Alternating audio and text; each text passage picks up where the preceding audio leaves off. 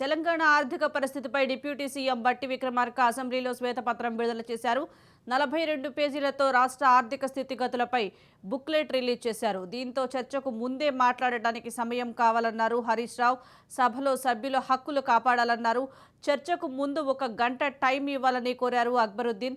Tea break అనంతరం చర్చించడానికి సిద్ధంగా ఉన్నామని శాసనసభలో తెలిపారు. దీంతో స్పీకర్ సభను వాయిదా వేశారు.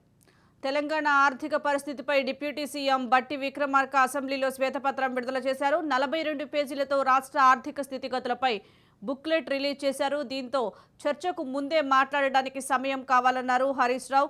సభలో సభ్యులు హక్కులు కాపాడాలన్నారు. చర్చకు ముందు 1 గంట టైం ఇవ్వాలని కోరారు అక్బరుద్దీన్. టీ బ్రేక్ అనంతరం చర్చించడానికి సిద్ధంగా ఉన్నామని శాసనసభలో తెలిపారు. దీంతో స్పీకర్ సభను వాయిదా వేశారు. తెలంగాణ ఆర్థిక పరిస్థితిపై డిప్యూటీ సీఎం మల్లు బట్టి విక్రమార్క అసెంబ్లీలో శ్వేతపత్రం విడుదల చేశారు. 42 పేజీలతో రాష్ట్ర ఆర్థిక స్థితిగతులపై బుక్లెట్ రిలీజ్ చేశారు. దీంతో చర్చకు ముందే మాట్లాడడానికి సమయం కావాలన్నారు హరీష్ రావు. సభలో సభ్యులు హక్కులు కాపాడాలన్నారు. చర్చకు ముందు 1 గంట టైం ఇవ్వాలని కోరారు అక్బరుద్దీన్. టీ బ్రేక్ అనంతరం చర్చించడానికి సిద్ధంగా ఉన్నామని శాసనసభలో తెలిపారు. దీంతో స్పీకర్ సభను వాయిదా వేశారు.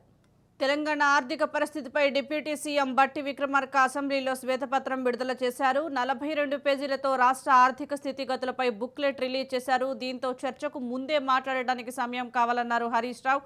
సభలో సభ్యులు హక్కులు కాపాడాలన్నారు. చర్చకు ముందు 1 గంట టైం ఇవ్వాలని కోరారు అక్బరుద్దీన్. టీ బ్రేక్ అనంతరం చర్చించడానికి సిద్ధంగా ఉన్నామని సభలో తెలిపారు. దీంతో స్పీకర్ సభను వాయిదా వేశారు. తెలంగాణ ఆర్థిక పరిస్థితిపై డిప్యూటీ సీఎం బట్టి విక్రమార్క అసెంబ్లీలో శ్వేతపత్రం విడుదల చేశారు. 42 పేజీలతో రాష్ట్ర ఆర్థిక స్థితిగతులపై బుక్లెట్ రిలీజ్ చేశారు. దీనికి సంబంధించి పూర్తి సమాచారం మా ప్రతినిధి విక్రాంత్ అందిస్తారు. విక్రాంత్. ఇటు ఆర్థిక పరిస్థితికి సంబంధించి కూడా ఇటు అసెంబ్లీలో 5వ రోజు అసెంబ్లీ సమావేశాలు ప్రారంభమైన నేపథ్యంలో కూడా ఇటు ఉప ముఖ్యమంత్రి అయినటువంటి ఆర్థిక శాఖకు సంబంధించి కూడా బట్టి విక్రమార్క శ్వేతపత్రం విడుదల చేశాడు. సుమారు 42 పేజీలతో కూడా ఈ శ్వేతపత్రం విడుదల చేయడం జరిగింది. శ్వేతపత్రంపై చర్చ జరుగుతున్న నేపథ్యంలో కూడా ఇటు ప్రతిపక్ష పార్టీకి సంబంధించిన సీనియర్ ఎమ్మెల్యే హరీష్ రావు కూడా తను ప్రిపేర్ కావడానికి సమయం అడిగిన నేపథ్యంలో కూడా కాసేపు అసెంబ్లీ వాయిదా పడింది. మరి కాసేపట్లో కూడా అసెంబ్లీ సమావేశాలు ప్రారంభం కాబోతాయి. అసెంబ్లీ సమావేశం ప్రారంభమైన కూడా ముందుగా వాస్తవ అంచనాల ఆధారంగా కూడా బడ్జెట్ తయారు చేసే పద్ధతి యొక్క నాణ్యతను కూడా విశ్లేషిస్తూ కూడా బట్టి విక్రమార్క రూపొందించిన ఈ శ్వేతపత్రాన్ని కూడా ఈ సమైక్య ఆంధ్రప్రదేశ్ రాష్ట్రంలో 1956 నుంచి కూడా ఖర్చు చేసిన వివరాలతో పాటు ఎస్టీవీకి సంబంధించిన రుణాలకు సంబంధించి కూడా పూర్తి సమాచారంతో కూడా శ్వేతపత్రాన్ని విడుదల చేశారు. ఈ శ్వేతపత్రంలో కూడా ముఖ్యమైన అంశాలు చూసుకున్నట్లయితే 2014-15 ఆర్థిక సంవత్సరంలో కూడా 1,635 కోట్లతో ప్రారంభమైన బడ్జెట్ అంశాలకు సంబంధించి కూడా ఇటు 2022-23 అంటే తెలంగాణ ఆవిర్భవించినటువంటి 2014-15 సంవత్సరంలో 1,00,00 కోట్లతో కూడా బడ్జెట్ అంచనాలు ప్రారంభమైతే ఇటు ఈ 2022-23 అంటే ఈ 10 సంవత్సరాల కాలంలో కూడా 2,56,859 కోట్లకు పెరిగిందనేసి కూడా లో అంచనా వేశారు. అదేవిధంగా ఆర్థిక సంవత్సరంలో కూడా 62 కోట్ల నుంచి కూడా 2 లక్షల కోట్లకు పెరిగిందనేసి కూడా ఆర్థిక సంవత్సరానికి సంబంధించి కూడా నిశ్చితం చేశారు. ఇక ఈ 2014-15 ఆర్థిక సంవత్సరానికి కనిష్ట స్థాయి 61.9% ఉండగా ఈ 2014 నుంచి ఆ తర్వాత 2023 సంవత్సరం మధ్య కాలంలో కూడా సగటున 82% ఖర్చు చేసిన అంటే 61% నుంచి కూడా 82% వరకు కూడా ఖర్చు చేసిన అంశాలను కూడా ఇటు శ్వేతపత్రంలో ప్రస్తావించారు. ఇటు ఉమ్మడి ఆంధ్రప్రదేశ్ వ్యయానికి సంబంధించి తెలంగాణ వాటాకు సంబంధించి కూడా ఈ శ్వేతపత్రంలో పొందుపరిచారు. ఆంధ్రప్రదేశ్ విభజనకు ముందు కూడా 2013-14 ఆర్థిక సంవత్సరానికి సంబంధించి కూడా రాష్ట్ర వ్యయంలో కూడా తెలంగాణ వాటా 33 కోట్ల నుంచి కూడా 56,000 కోట్లకు పెరిగిందని కూడా ప్రస్తావిస్తూ ఇది 57 సంవత్సరాల కాలంలో కూడా అసాధారణ అంటే సాధారణ ప్రజల కంటే చాలా భారీగా ఉన్న నేపథ్యంలో ఇటు సగటు రేటు కూడా 15% పెరిగిందనేది కూడా తెలంగాణ వచ్చిన తర్వాత ఇటు తెలంగాణ అభివృద్ధిపై వైపు పరుగులు పెడుతుండడంలో ఆర్థికంలో ఇటు బడ్జెట్ విషయంలో కూడా రాష్ట్రం ముందుందనేది ప్రయత్నం చేశారు. ఇక తెలంగాణ రాష్ట్రం ఏర్పడే సమయానికి కూడా అప్పులు 72,658 కోట్లు. ఇటు 1956 నుంచి కూడా 2014 వరకు కూడా ఉమ్మడి ఆంధ్రప్రదేశ్ ను పరిపాలించిన 16 మంది ముఖ్యమంత్రుల కాలంలో కూడా తెలంగాణ రాష్ట్రం ఏర్పడినట్టు అంటే 2014 నాటికి కూడా అప్పు కేవలం 72,000 కోట్ల 658 కోట్లు మాత్రమే ఉంది. కానీ నేడు 2023-24 ఆర్థిక సంవత్సరంలో కూడా రాష్ట్ర రుణము 3,89,673 కోట్లకు చేరుతుందని కూడా అంచనా వేయబడడం జరిగింది. మొత్తానికి ఈ రుణ భారం చూసుకున్నట్లయితే 6,12,343 కోట్లకు ఇది భారీగా పెరిగిందనేది చెప్తా ఉన్నారు. మొత్తానికి ఇటు వాస్తవానికి శ్వేతపత్రం విడుదల చేయడానికి కారణం ఇటు 6 హామీలు కాంగ్రెస్ పార్టీ ఎన్నికల సమయంలో కూడా ఇచ్చింది. ఎన్నికల సమయంలో ఈ 6 హామీలను బూచిగా చూపించి కూడా ప్రజలకు అధికారంలోకి వచ్చిన నేపథ్యంలో కూడా 6 హామీలకు సంబంధించి కూడా సక్సెస్ చేయాల్సిన అవసరం కనిపిస్తా ఉంది. దానికి సంబంధించి ఇటు ప్రతి ఒక్క శాఖకు సంబంధించి కూడా ఆర్థిక శాఖకు సంబంధించి అదేవిధంగా విద్యుత్ శాఖకు సంబంధించి ప్రతి ఒక్క శాఖకు సంబంధించి కూడా శ్వేతపత్రం విడుదల చేయాలనే ఆలోచనలో కూడా కాంగ్రెస్ ప్రభుత్వం ఉంది. దానికి సంబంధించి ఇటు శ్వేతపత్రం విడుదల చేసి ఇన్ని సంవత్సరాల కాలంలో తెలంగాణ వచ్చినప్పుడు పరిస్థితి ఏంటి, తెలంగాణ వచ్చిన తర్వాత ఈ 10 సంవత్సరాల కాలంలో కూడా ఎలాంటి హామీలు నెరవేర్చారు, ఎలాంటి పనులు అమలు చేశారు, అదేవిధంగా ఎన్ని అప్పులు చేశారు అనేది ప్రస్తావించే ఉద్దేశంతోనే ఈ శ్వేతపత్రం విడుదల చేశారు.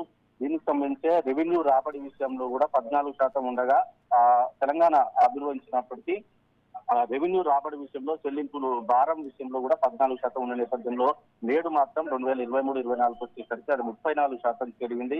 ఇది వాస్తవానికి తెలంగాణ ఆవిర్భావం సమయం నుంచి చూసుకుంటే రెండింతలు పెరిగిందని చెప్పుకోవచ్చు. దీనికి ఈ విషయంలోనే కాంగ్రెస్ పార్టీ కూడా ఆందోళన చెందుతుంది. ప్రభుత్వం ఇచ్చిన మొత్తం గ్యారంటీలలో కూడా 95% కూడా రుణాలను పొందిన మొదటి 5 కార్పొరేషన్లు కూడా దాదాపు 10% మాత్రమే ఉన్న నేపథ్యంలో కూడా బడ్జెట్ ఇటు అప్పుల పాలైంది తెలంగాణ రాష్ట్రం. ఈ తెలంగాణ రాష్ట్రం వచ్చిన తర్వాత మిగులు బడ్జెట్ లో ఉన్నటువంటి 72,000 కోట్ల వస్తున్న నేపథ్యంలో కూడా నేడు భారీగా ఇటు ఖర్చు చేశారు, అప్పులు తీసుకొచ్చారు అనేది మాత్రం ఇటు బీఆర్ఎస్ ప్రభుత్వం గత 10 సంవత్సరాలకు సంబంధించి కూడా ఈ ప్రభుత్వం చేసినటువంటి వైఫల్యాలను కూడా ఇందులో పొందుపరచడం జరిగింది. ఇటు 2014-15లో కూడా రాష్ట్ర ఆదాయానికి సంబంధించి కూడా 9,000 కోట్లు ఉంటే ప్రస్తుతం మాత్రం ఇటు 18,000 కోట్లు కూడా వ్యయం పెరిగిందనేసి దాదాపు చూసుకుంటే 5 రెట్లకు కూడా పెరిగిందనేది ఈ ద్రవ్యోల్బణానికి సంబంధించి కూడా ఇటు బట్టి విక్రమార్క శ్వేతపత్రం విడుదల చేసిన నేపథ్యంలో ఇటు ఉమ్మడి ఆంధ్రప్రదేశ్ లో కూడా ఈ 57 సంవత్సరాల కాలంలో కూడా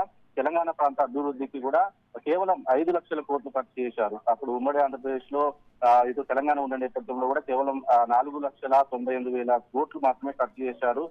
కానీ గత 10 సంవత్సరాల కాలంలో కూడా దాదాపు 72,000 కోట్లు ఖర్చు చేశారనేది మొత్తం ఇందులో పొందుపరిచారు. మొత్తానికి 6,77,50 కోట్లకు పెరిగింది. గత 57 సంవత్సరాల ఉమ్మడి ఆంధ్రప్రదేశ్ పాలన చూసుకుంటే గత 10 సంవత్సరాల్లో కూడా ఖర్చు చేసిన డబ్బుకు అనుగుణంగా కూడా ఎటువంటి స్పష్టమైన ఆస్తులు కూడా సృష్టించబడలేదు అనేది మాత్రం చెప్పదలుచుకున్నారు. వీళ్ళు భారీగా ఆస్తులు వేలంలో వేసిన నేపథ్యంలో కూడా దాన్ని కూడా టార్గెట్ చేస్తూ కూడా ఇటు రాష్ట్ర బడ్జెట్ విషయంలో కూడా రుణ చెల్లింపులు భారం కూడా రాష్ట్ర రెవెన్యూ రాబడిలో కూడా 34% పెరిగింది అనేది, ఈ రెవెన్యూ రాబడిలో కూడా మరో 35% వాటా ఈ ఉద్యోగుల జీతాలకు ఈ పెన్షన్ల కొరకే వినియోగించబడింది. అంటే రాష్ట్రం వస్తున్న ఆదాయంలో మొత్తం కేవలం ఒక ఉద్యోగుల జీతాలకే 35% కూడా ఖర్చు చేయాల్సిన పరిస్థితి మాత్రం ఈ రోజు ఏర్పడింది.